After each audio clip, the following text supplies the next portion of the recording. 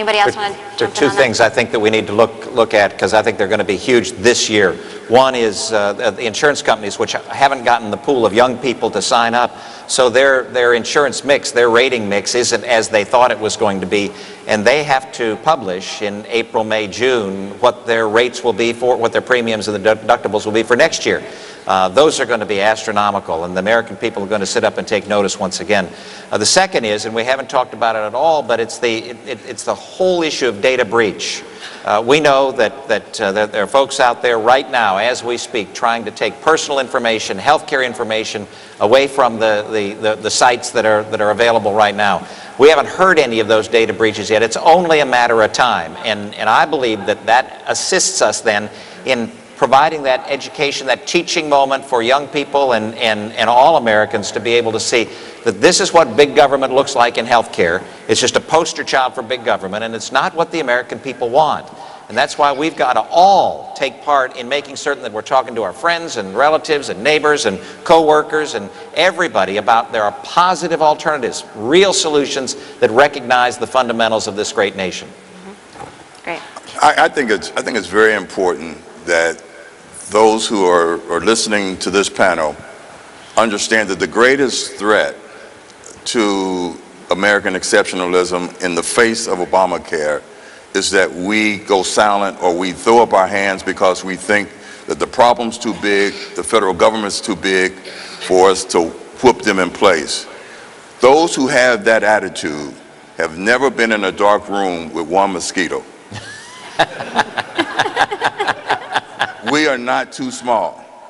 We can win this, but it's going to take the forums like we create through the Family Research Council and other organizations that I am affiliated with, where we're speaking directly to people and with people, and we're allowing them to ventilate their frustrations with the bureaucracy and the ineffectiveness of this government healthcare model that the Obamacare represents. So we need to speak out, speak up, and make it a big issue as we go forward, not only in 2014 but 2016. Absolutely. Alex. So 56% of young people in the latest poll disapprove of the president's signature achievement here. And again, as I said before, we have to communicate our positive vision, communicate visions like the congressman's and the bills that are out there to young people as an alternative. But at the same time, there has never been a more ripe opportunity to capture young people, especially on this issue. We can communicate that positive alternative, and I think that speaking to that fear of talking about this issue, I think for a lot of people, talking to young people is sometimes a daunting thought, but they are actively seeking this alternative, and let's capture them in 2014 and harness that energy for 2016. Yeah. Absolutely. We're in our final 2 minutes, so I want to do a lightning round, 30 seconds each. Does Obamacare, is it here to stay, or will it be defeated? If it's defeated, how? At the ballot box or under its own weight? Senator Barrasso. The key is this November election. We need to take a majority of the United States Senate. We need 6 seats. We need your help. There are 13 races in play, and you can make a difference in each and every one of those states. With your help, we will eliminate this. Awesome. Alex? Young people won't buy something they can't afford. That's right. That's the end of Obamacare. There you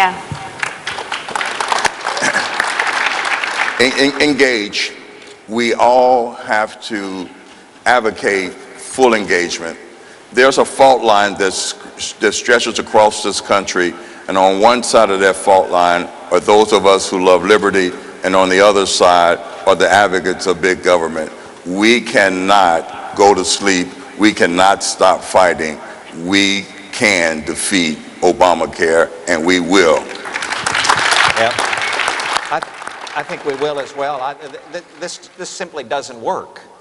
And so it's going to collapse of its own weight. My fear is that it will collapse in dribs and drabs as opposed to in one fell swoop. And the problem that we've got now is we're past the sign-up phase. Yeah. We're in the implementation phase. Real people are getting hurt in real ways. and that's destructive to the American character. So in 3 to 5 years, I don't think you'll see this system in place. I think you'll see a completely different system.